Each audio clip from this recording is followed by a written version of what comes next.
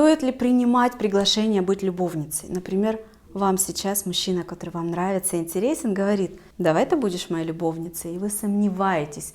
В этом видео вы узнаете 3 интересных пункта, которые, возможно, помогут принять вам верное для вас решение, потому что просто верного решения нет, но есть решение верное именно для вас. Прежде чем продолжим дальше, маленькая просьба. Пожалуйста, нажмите на колокольчик и подпишитесь на канал. Давайте вместе с вами донесем это видео для большого количества женщин, ведь оно может быть очень полезно тем, кто оказался в такой пикантной ситуации.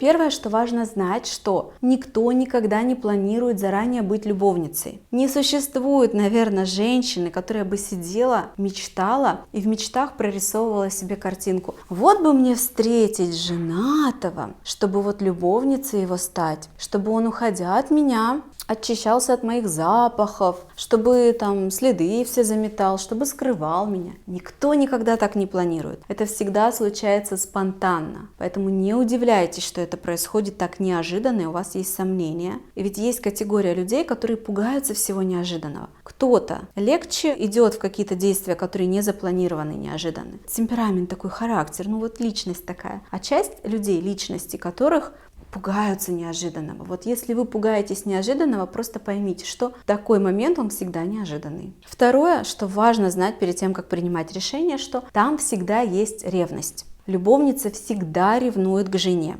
Часто не сразу. Иногда женщины соглашаются на эту роль, и им кажется, что мне не нужно, чтобы он там от жены уходил. Пусть он с женой, мне так даже удобно. Мне вот от него только это и это нужно. Все. Эта ситуация засасывает, и через какое-то время у каждой абсолютно любовницы появляется ревность к жене, потому что в нас заложены определенные природные инстинкты. Инстинкт схватить мужика, чтобы он был только наш, есть в каждой женщине. Просто он у кого-то сразу просыпается, а у кого-то спит какое-то время и просыпается попозже. Просто нужно быть к этому готовой. И третье важное, у этой роли всегда есть конец. Любовница — это всегда временная роль. Если жена, она может быть до конца своих дней жена, то есть прожили всю жизнь, умерли там в один день. Может быть, развелись, но всегда есть вариант, что может быть это навсегда. Люди, когда женятся, они изначально, в принципе, предполагают, что это навсегда, наверное, им так хочется, и это возможно. То у любовницы не бывает навсегда. Даже если любовница всю жизнь с одним мужчиной в роли любовницы, через какое-то время эта роль трансформируется в роль второй семьи.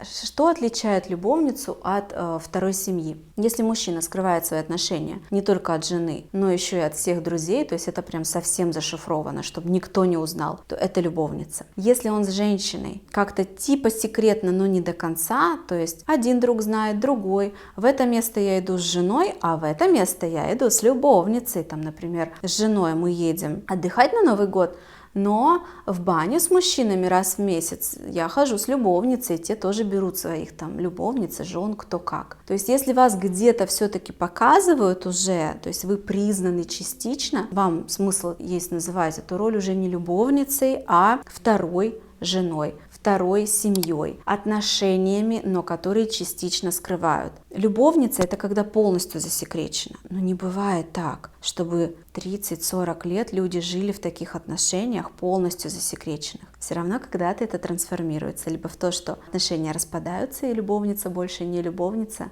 вышли из отношений, либо это трансформируется в такую вот вторую семью. Я надеюсь, что это видео вам полезно. Если есть вопросы, пишите их, пожалуйста, внизу в комментариях. Зайду, почитаю, отвечу. Приходите на канал, видео здесь выходит ежедневно. Одно видео каждый день.